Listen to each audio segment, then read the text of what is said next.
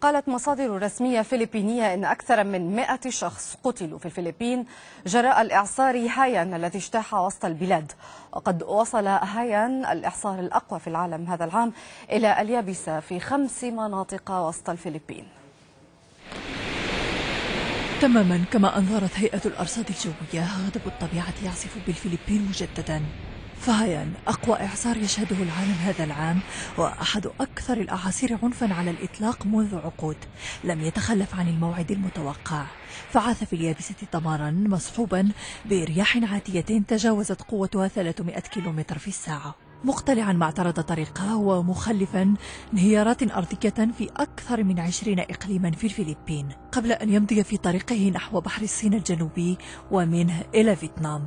ولا حصيلة نهائية حتى اللحظة عن خسائر هايان البشرية، مع صعوبة الوصول إلى المناطق المنكوبة كافة. وإن كانت رواية عدة تحدثت عن عشرات الجثث الملقاة في الشوارع، خصوصا في مدينة تاكلوبان شرقي الفلبين. ماذا علي أن أفعل الآن؟ لقد دمر بيتي تماما، لم أتوقع أن تكون الرياح قوية إلى هذا الحد. إعصار سبقت السلطات الزمن لاحتوائه درءا لخسائر بشرية ومادية جسيمة، فطالبت سكان المناطق التي سيعبرها الإعصار هايان بالنزوح من مناطق الخطر نحو أماكن أكثر أمانا.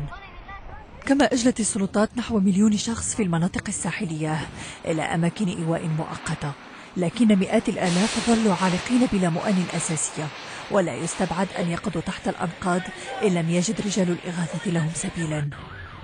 كارثة طبيعية يترقب آثارها برعب مضاعف، ربما كثيرون في المناطق ذاتها اختبروا هول الإعصار مرات عدة، وما زالوا حتى الآن يعانون حيرة الواقع وقلق القادم في بلد يشهد على الأقل نحو 20 إعصارا سنويا.